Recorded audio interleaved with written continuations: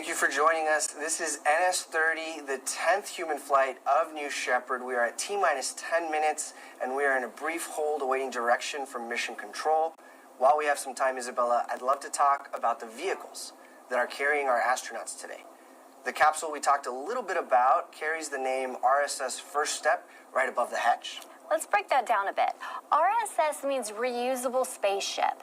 The capsule in today's flight has already flown to space not once, not twice, but actually 11 times. This is the same capsule that so far has flown each and every one of our human flights.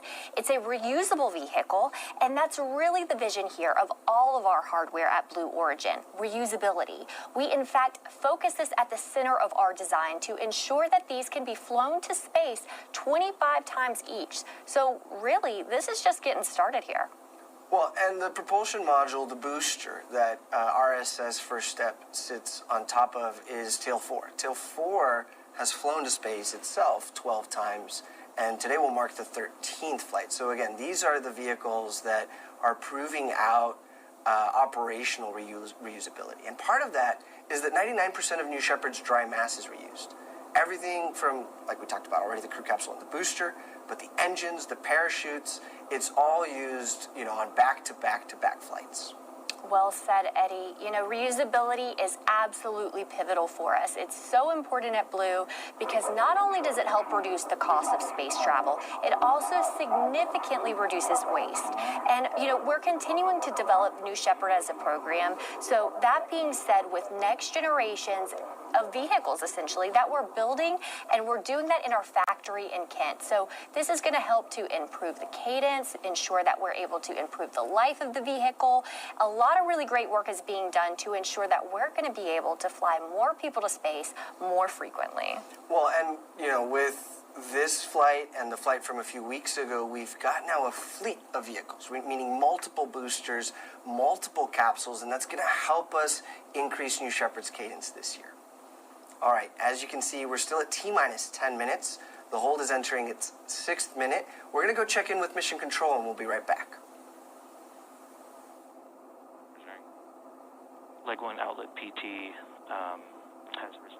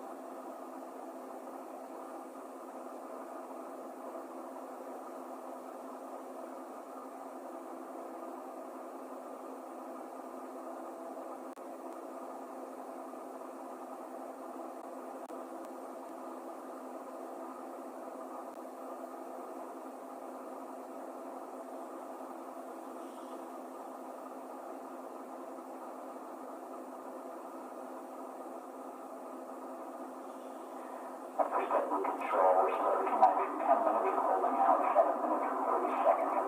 Executing the workaround to get us back into configuration.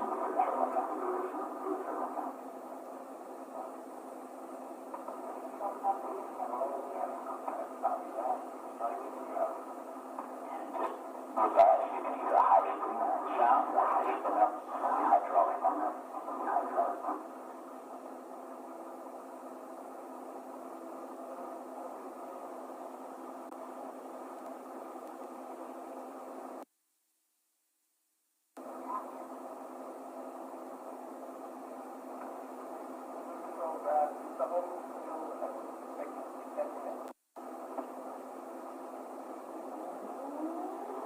Yeah, that's not rapid control here.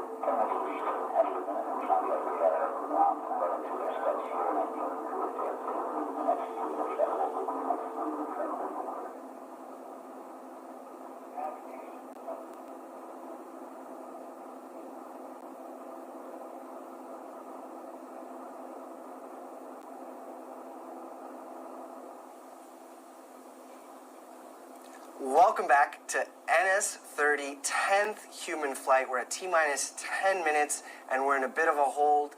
Isabella, while we have some time, it's just a special opportunity that we have you as part of the customer experience team. We talked about it just right now. There's a new fleet of vehicles to meet new customer demand.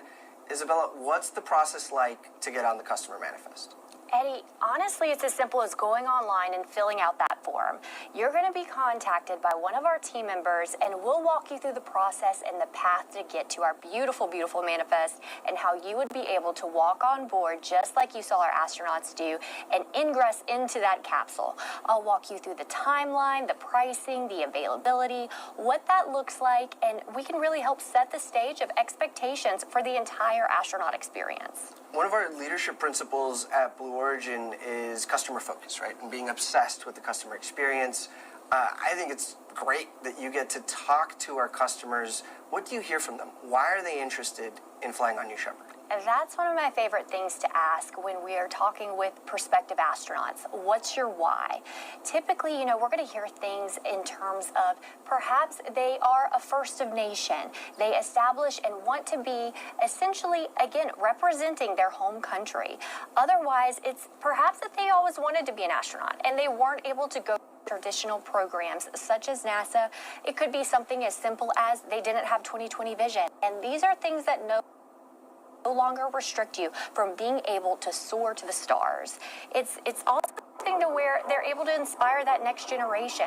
Every single astronaut, I truly think of them as a pioneer. They're opening that gate a little bit more each time, so that way more can follow in their footsteps. So that way we're able to have, with time, millions of people living and working in space. And Isabella, is it safe to say that QR code there is an invitation to go online, fill out the form, and tell us your why?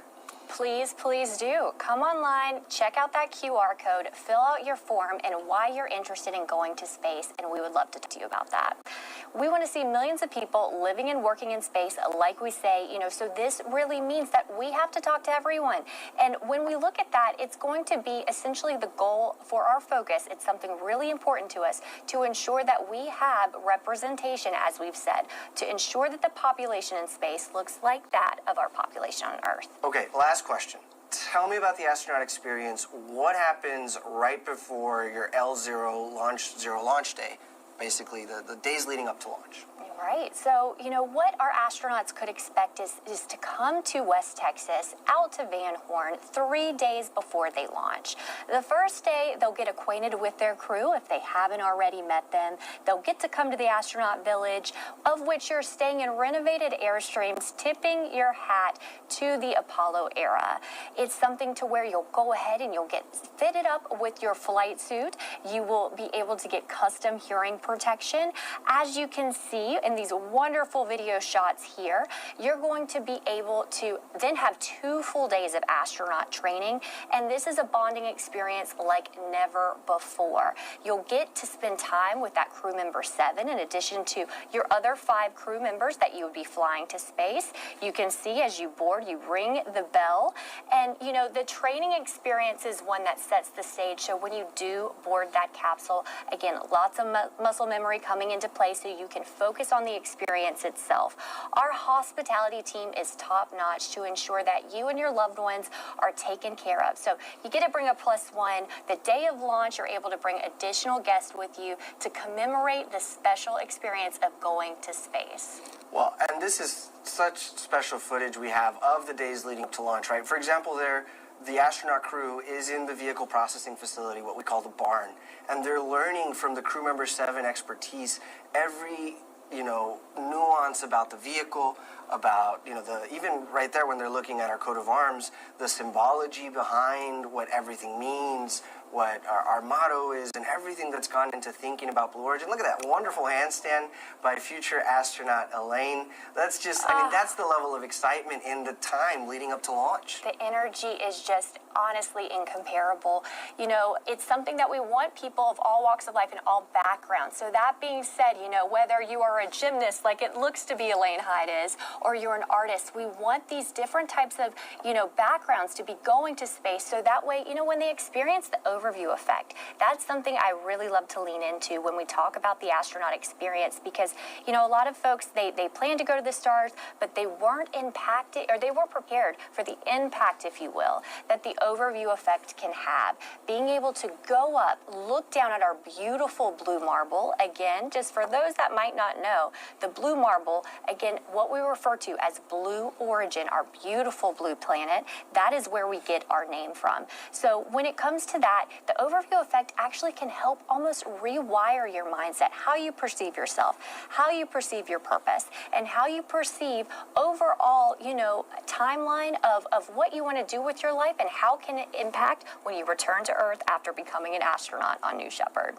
Wow, what a great reflection, Isabella. Thank you. So I could watch this B-roll footage all day long. So let's actually return to the launch site where we have this crew on board of RSS First Step, a perfect 10, getting ready for NS-30, 10th human flight. Now, this hold has allowed the team to do a few final vehicle checks. We expect it to clear shortly, so let's return to the pad, enjoy views of the crew while we get ready for terminal count.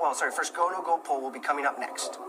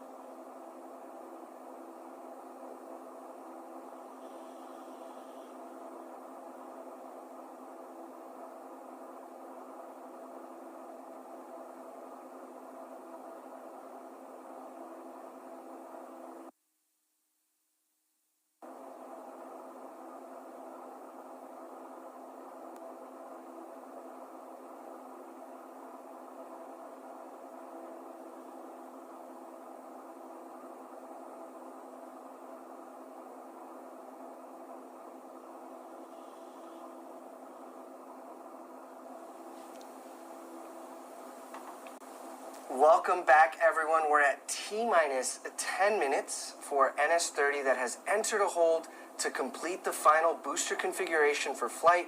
We have a new T0 forthcoming from Mission Control. Now, that means that the hold will clear momentarily, and after that, we will be ready to do the go, no-go poll at around T-minus 9 minutes. So let's wait for that while we continue to enjoy views of our New Shepard rocket at Launch Site 1.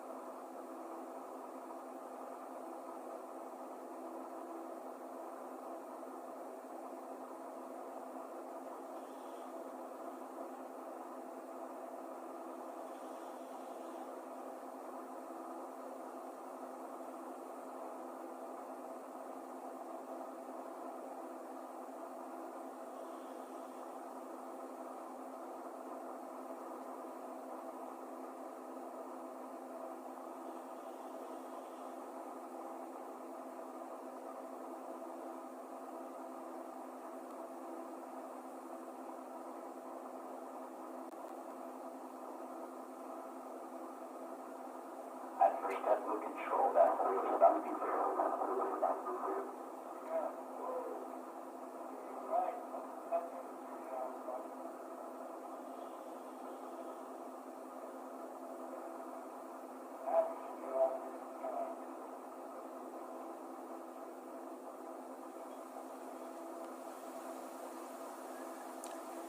Welcome back, everyone. The hold is cleared. We're at a little under T-minus 10 minutes, and I'm hearing from Mission Control that they're about ready to do the no-go pull for launch. Let's listen in.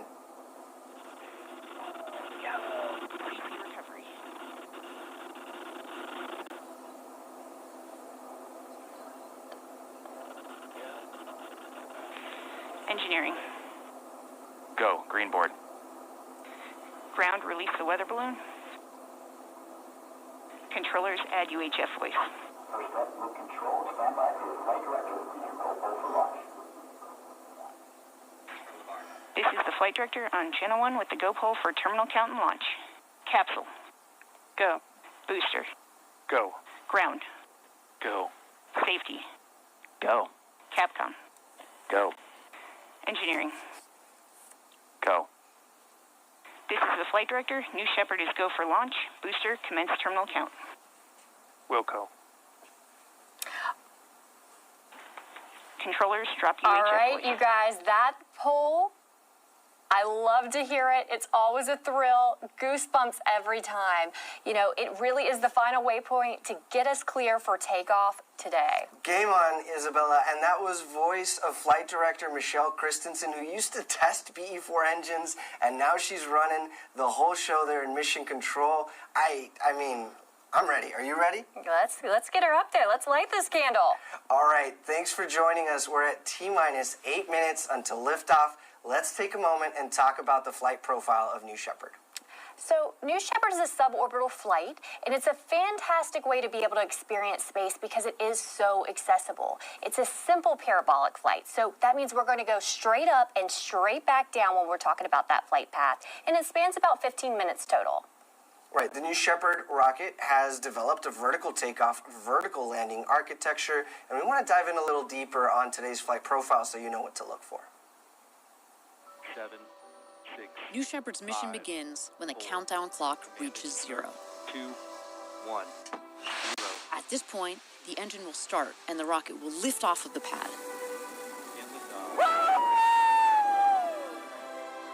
It will continue under the boost phase for about 2.5 minutes until main engine cutoff. 20 seconds later, the crew capsule will separate from the booster and the astronauts will unharness and enjoy 0G. The crew capsule will continue past the Kármán line to an ultimate apogee of 350,000 feet, or 100 kilometers. The booster will autonomously land on the landing pad, ready to be prepped for its next flight. Around 3.5 minutes after separation, the crew capsule will begin to re-enter Earth's atmosphere. Parachutes will deploy around an altitude of 7,000 feet, or 2,100 meters, providing a nice, slow descent back to Earth.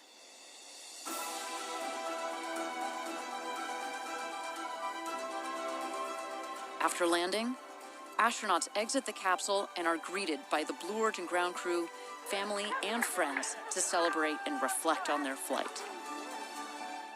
New Shepard, an adventure unlike anything on Earth.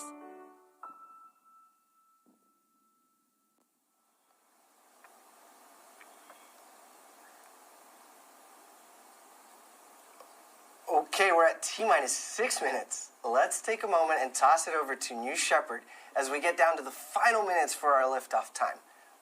And there we have it, tuning into the action at the pad.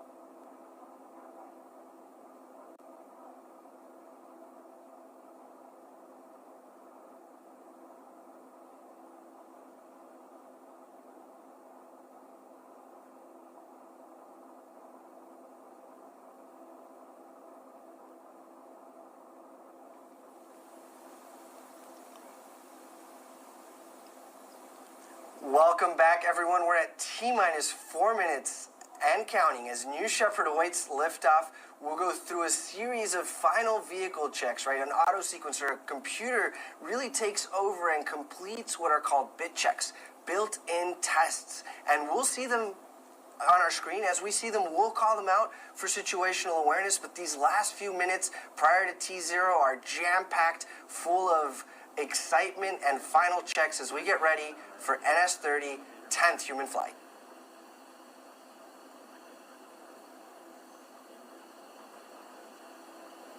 And that it just takes a long time, and we don't want the astronauts winded and like breathing.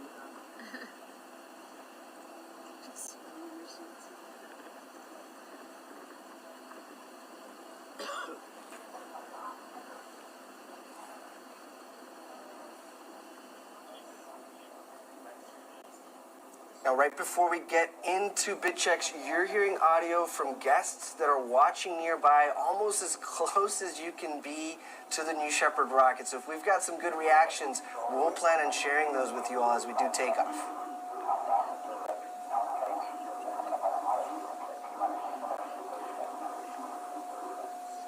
Oh, what a wonderful drone shot there approaching the launch pad. Isabella, you and I have been out there in West Texas for earlier launches.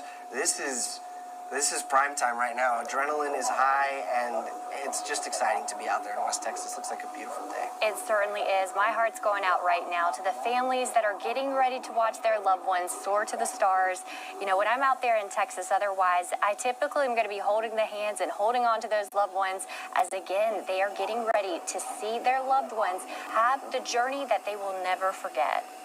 2 minutes and counting. A great view here of all sides, really, of our launch pad, New Shepard, Tail 4, RSS, first step. It's all coming together beautifully here.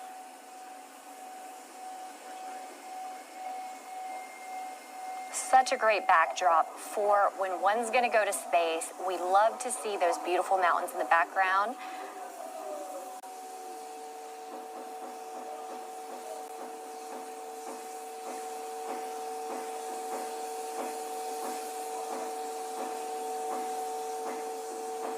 All right, less than 90 seconds to go. We're hearing hydraulic checks, pressurization system tests.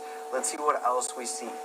And those are the aft fins at the base of the vehicle that are moving through their full range of motion, again, completing their bit checks. These fins steer the vehicle on ascent and descent.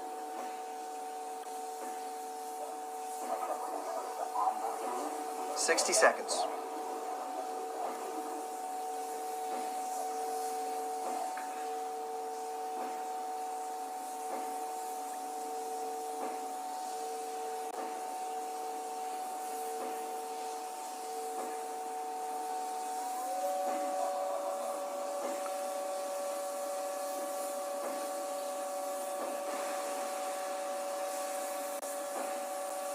Just under 30 seconds. It's time to hand it off to mission control and launch this rocket.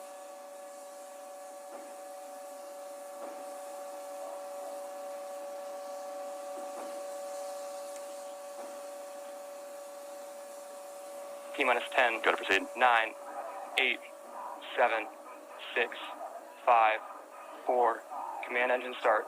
2, 1, ignition.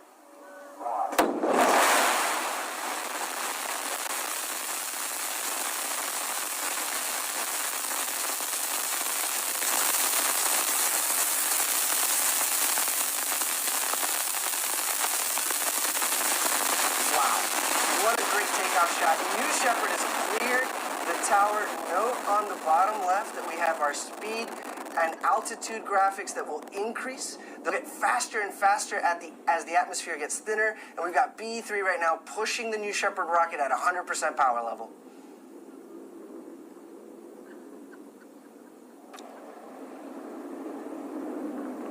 How exciting about 3G our astronauts would be experiencing as they are ascending into space. I know, it's crazy. Lunatic.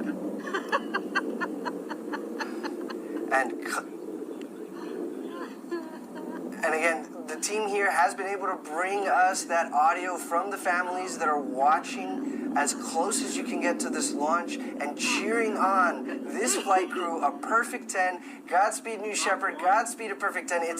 Certainly look at that BE-3 plume. It's the colorless plume of a liquid oxygen, liquid hydrogen engine. Throttling back right now for max Q. Actually, we've passed max Q, so BE-3 is back to 100% power level. So from here on out, Isabella, we're going to be faster and faster as the atmosphere gets thinner and thinner. Look at her soar. We've got a beautiful contrail there that the cameras are picking up, right? So that's just the moisture condensing as New Shepard pierces through the atmosphere. Mach 2, twice the speed of sound. Oh my God.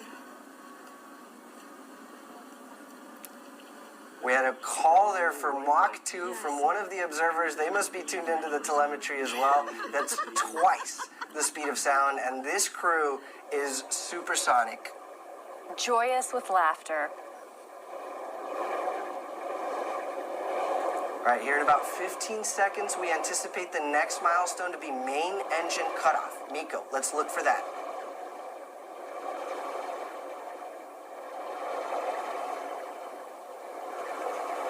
There we have it. Miko, in short succession here, will be vehicle separation, and then our astronauts will get to experience 0G prior to capsule apogee.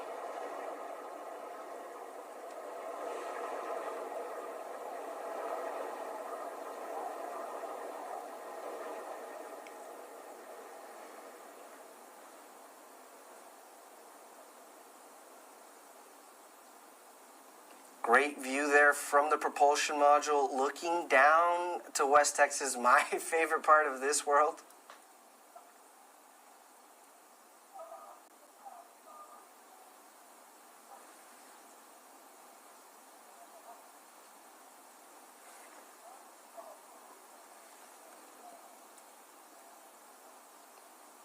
The 0G indicator is flashing. We are getting very close to apogee there. You'll see the velocity meter hit 0. I can only imagine what our astronauts are feeling right now. They have made it to what they came for today. They are in space, floating at 0G. Oh, and enjoying these views, right? From some of the largest windows to have ever flown in space. We hear their reflections on the way back, but I can't imagine what they're seeing. To the loved ones on the ground, wave hello. Your loved ones are in space.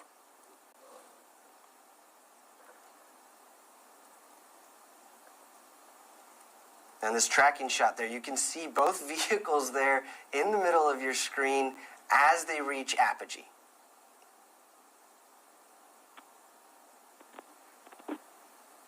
Okay, we have apogee. We're on the way back down. We're beyond the Kármán line. What an exciting mission for a perfect 10.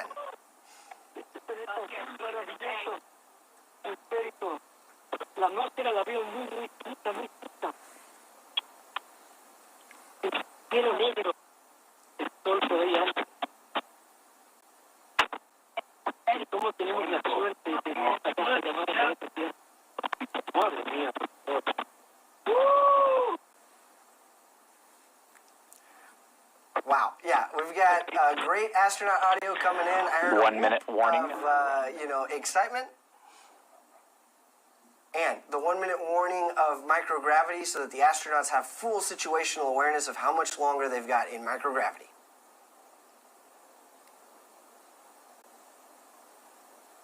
Well, you can notice the telemetry on the bottom of your screen is tracking the telemetry of the booster. So it is coming in faster and faster, and the altitude is decreasing over time.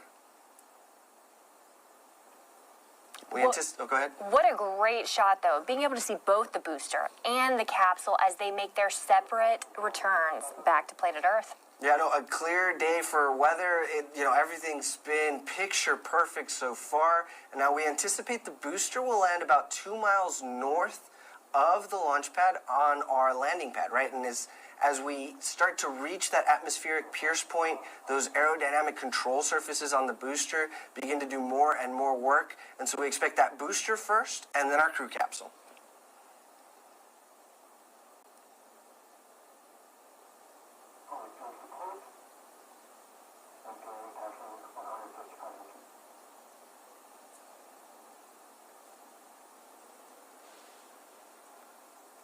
Just a great shot there about how the booster was getting faster, more quickly relative to the gumdrop-shaped crew capsule.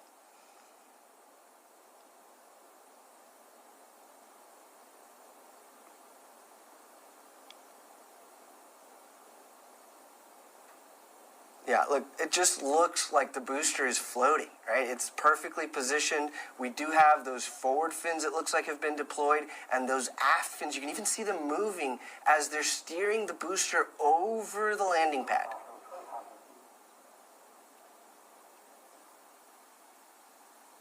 Coming up, we'll see the drag brakes deploy. Oh, there they are, wow.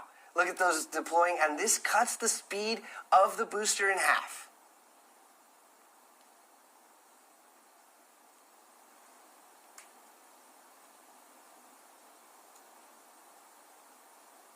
Such a clean and smooth descent on that booster. Mighty impressive, Team Blue. B3 engine relight.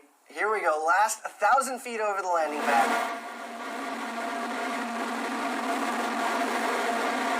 And a great drone shot with Guadalupe Peak in the background.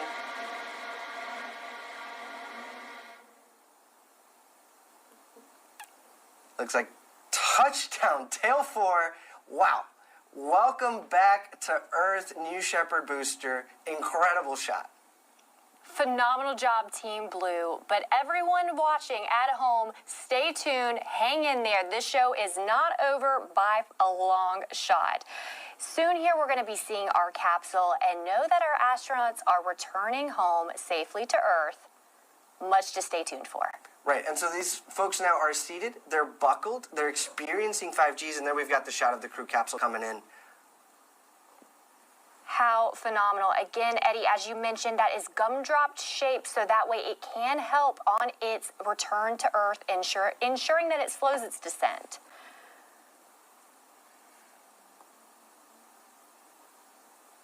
Now, while the parachutes are essential to providing... Sorry to interrupt. Those are the drogues. Those drogue chutes will pull the main parachutes out here shortly. Sorry about that. Go ahead, Isabella. No, we want to see those drogues come out because shortly here, we are anticipating our wonderful parachutes. Here they are now.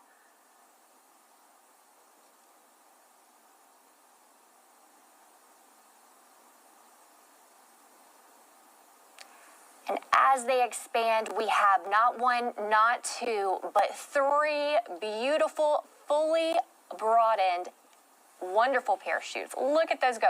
Now, those parachutes are what's going to help make a gentle and soft touchdown, as well as a couple other safety systems we have in place. We do have a retro thrust system that's at the base of the capsule that, again, as we near the desert, as we near the ground, again, is going to soften that landing. Right, so we call that the terminal deceleration system, the TDS system, and it essentially pushes pressurized gas towards the desert. It's like a hockey puck, if you've ever played air hockey at an arcade. It sort of just floats over the desert as it's kicking up that West Texas dust. That's right. So if you're watching for the first time, I always like to note that dust we want to see. It is a dusty desert that we have, so that retro thrust system is, again, what's going to push up that dust. All right, less than 1,000 feet to go here before the retro thrust system fires. If we've got a good drone shot, look for those happy astronauts with thumbs up signs and clapping. See how close we can get.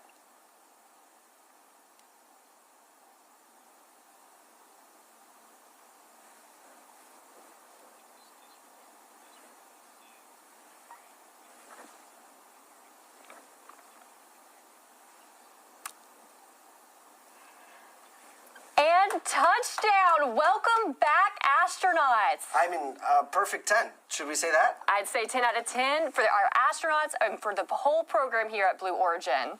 I mean, it's always incredible to see a great and easy touchdown for our New Shepard crew capsule. Now, our crew capsule recovery team is currently driving out in a convoy to meet the astronauts. They're going to safe the capsule and get ready to open the hatch. I am just thrilled for our astronauts, and I know that they certainly are, and it's setting in right now as they have just freshly returned to Earth and are newly minted astronauts. That's 5 of those, and Lane having been minted a second time. Yeah, Look, you still have that West Texas dust sort of lingering there from the retro firing system. The crew capsule comes back in a passive state, and so the team knows ahead of time more than likely where in the West Texas desert the capsule will land. Actually, from the drone shot we have there, we're pretty close to the road. So we'll anticipate that recovery team coming in on the road there to safe the capsule. They'll be led by crew member 7, and then they'll, greet their family members and just celebrate that they've been to space. That's right. And as you can see, we're going to let our astronauts have their moment, take up that space inside the capsule, and commemorate their return to Earth with those that have only been on the journey with them and their other 5 astronauts that are on board with them. So, Isabella, while we wait, we do have a special guest today, one of our former New Shepard astronauts, someone who has experienced this same flight profile firsthand that was in this crew capsule, Mario Ferreira. Mario, bom dia, como vai, tudo bem? How are you doing today? I'm doing fine. Can you hear me good? Good afternoon. Congratulations. Yes, Mario, I've got you loud and clear. Yeah, go ahead. Congratulations to the new arrived team, especially to Jesus, our friend here from Spain that I was very happy to meet before he went into this space trip. And I just can feel how excited he is right now after this intensive and fantastic 10 minutes. No, Mario, thank you for joining us to share your experience. How is it, to be in the crew capsule, having just gone to space, but before crew member 7 comes, before the family and friends? What is that moment like when it's just you and your crew touch down on terra firma? Well, for sure, they're living a huge moment of adrenaline release. At the same time, they are feeling great by touching ground. They're looking over the windows to see who's approaching. But they all, for sure, if you get in the sound of the capsule, they're all excited. And a lot of us were screaming with all that adrenaline pumping up through our bodies, and with the happiness and joy of having such a thrilled experience and coming through, especially on this re-entry and coming down the capsule. It's a memorable experience for me. In terms of physical experience, the return was actually more intense than the takeoff, and of course the most memorable of all good feelings was being in space in zero gravity, looking out of the window. That is something that they will never forget, as I will never forget them. No, Mario, you said it exactly right? You experience almost 3 Gs on the way up, 5 Gs on the way down, and 0 Gs when you're up there, so you really cover the full range there. Mario, let me ask, we know Jesus is very famous in his home country of Spain, and that he interviewed you for a documentary that recently aired on Amazon Prime Spain. I think it's called Calleja en el espacio. Tell us about what that conversation was like and what you both talked about. Well, he came over to Portugal, to my office, and we were in Porto, Portugal, and talked because we have some other things in common, not only being to space, as he was now. He knew I went on the 22 mission. So also, as a coincidence, I did the Rally Dakar, the most intense rally race that there is in the world. I did it still in Africa, was the last one in Africa. He did also the new wave of the rallies in the South Americas. He likes to explore the, Arctic, Antarctic, like I did also several times. So we had a lot in common, and he came by since we weren't too far apart, and he wanted to listen firsthand so I could explain how was the experience. So I think he felt that he would be better prepared by having this discussion and letting him know the procedures, how did I feel. So it was a conversation in advance. I hope that some of the things I explained to him of my experience did help for him to have better knowledge in advance and to have a great experience, as I bet he did. Perfect. No, Mario, I think it's great to hear that as the astronaut community is growing, that you all are finding to be mentors and mentees and developing these relationships with each other. That sounds pretty special. When you flew on NS-22, I was at the desk with Victor Correa España from Brazil. He had a message for you. Is there anything now that you would like to tell Jesus before we wrap up? Well, muchas felicidades, Jesus. Que te vaya bien. I hope you enjoyed it as much as I did, and great to have you back, and looking forward to hear all the stories that you have, and look forward to see if you have some of those beautiful pictures inside the cabin. Así es. Enhorabuena, Jesus. Mario, obrigado. Thank you very much for being here with us today. We really enjoyed hearing your perspective, and thank you for the message for Jesus. Thank you very much. Congratulations to them all.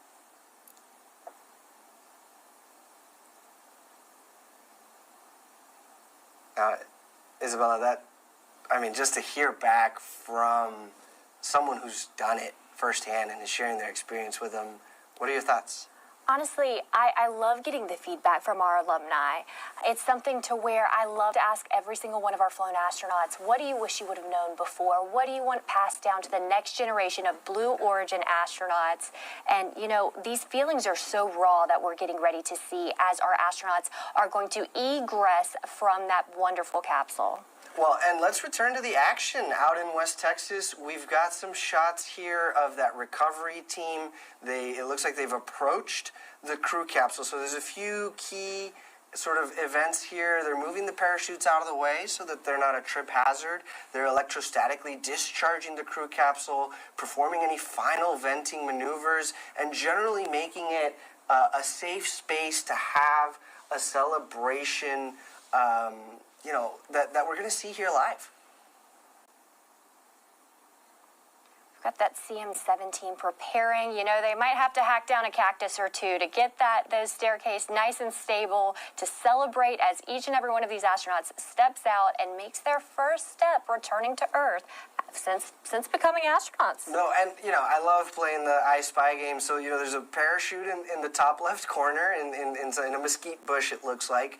And you've got Rob Frolowski to the right. He's holding the key effectively for the crew capsule hatch, right? So he can unlock the crew capsule, break that seal, and welcome the astronauts home. But he's only going to do that once the environment around the crew capsule has been verified safe.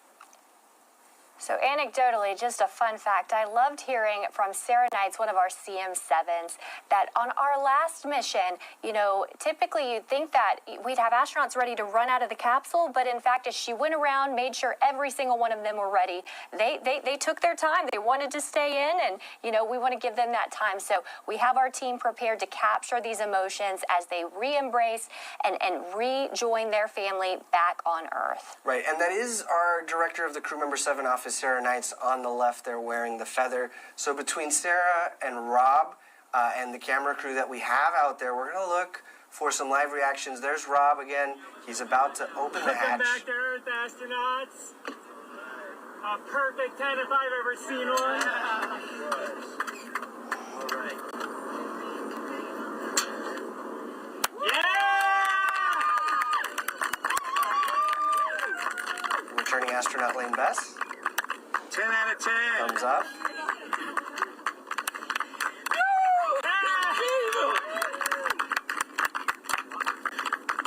And Jesús Calleja, bienvenido de regreso, Jesús. Look at that smile.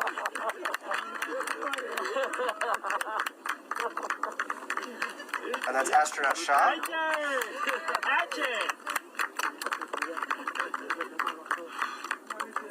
Dr. Scott. Taking in that moment, much to celebrate. Look at Elaine. Oh, what a wave. What a wave, and what a smile. I love to see it. and our 6th astronaut celebrating his return to Earth.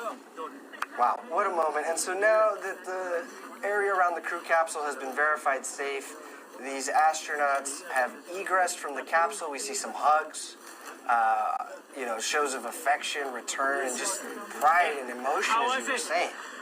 This is difficult for me now to explain because it's incredible, it's so marvelous. The heart is beautiful. Yes. And the atmosphere is very one small line. And it's my small dream. I cry. Absolutely. Very emotional. Difficult for me to explain, sorry. Sorry for everybody, but it's very special. Congratulations. Thank you. These guys, Jesus, the spin of the atmosphere, it sounds like, has got him feeling all sorts of emotions. It's fantastic. This bigger home, the hair, is very important protection. Thank you. Elaine, Oh how was your experience? congratulations. I can't believe just what You're an happened. astronaut. This is your whole life. You did it. I think I left half myself up there. I feel like I'm still there. It's a wonder. It's a wonder. I can't wait till you go. I'm so happy for you. I mean, I thought I knew what home was. But when I was floating up there, and you see it right there, it's like you're home, and you get this new definition of what that means.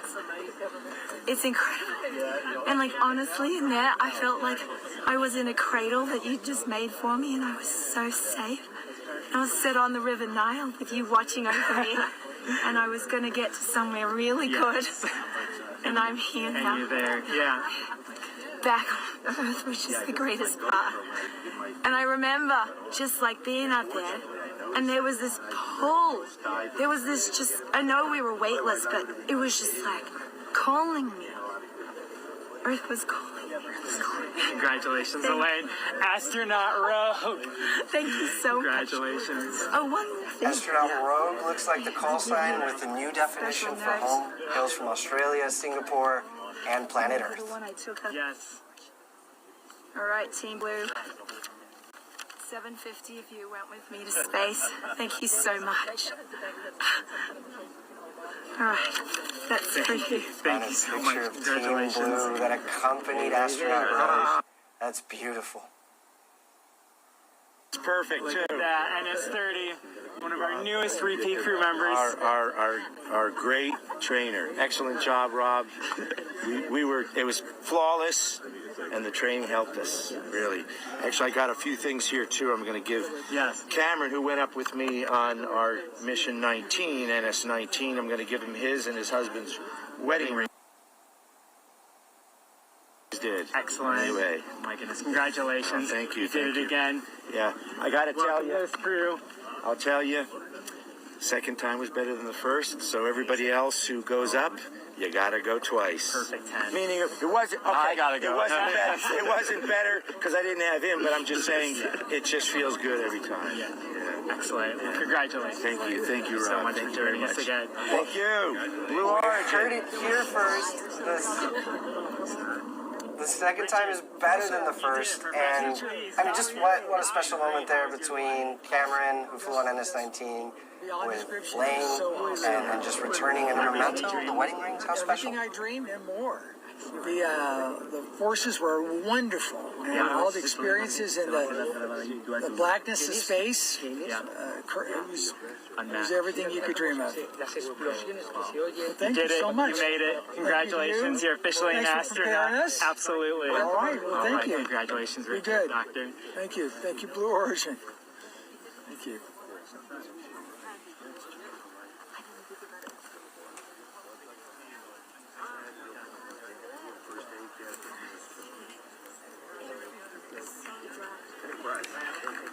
Simply phenomenal. I love to see our astronauts that have gone to the stars and chosen to bring others with them, so that way their impact and their reach could go all the further. It has been an incredible day for all of us here at Blue Origin, and especially for our 6 astronauts on board. I've got to say it for the behalf of Blue, honestly, it was an honor to fly you to space today. And you know, you heard it from our astronauts first. I love to say it. You don't have to sell seats to space because truly it's one that you want to go back when you've gone for yourself. But I've got to tell you, if you would like to follow in the pioneering footsteps of these astronauts and purchase your seat to space, please visit blueorigin.com and click that big button that says Fly to Space. Your journey to visit the Kármán line is closer than you think. And Isabella, if you'd like to purchase a mission patch to commemorate today's launch, head to the Blue Origin shop for patches and much, much more swag.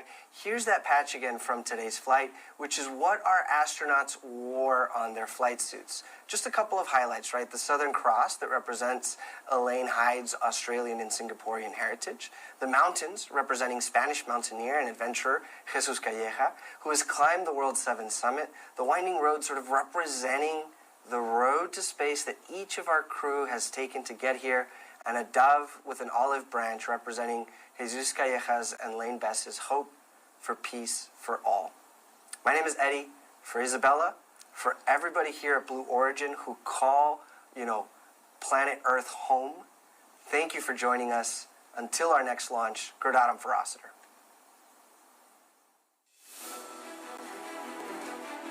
Have you ever dreamed of going to space and gazing back on Earth through some of the largest windows that have ever flown in space? We certainly have. T-minus 10, 9. A once-in-a-lifetime journey is closer than you think. It's your time to join the new generation of astronauts.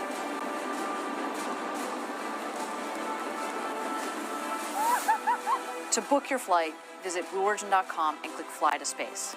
Tell us as much as you can about yourself. We welcome you to the final frontier.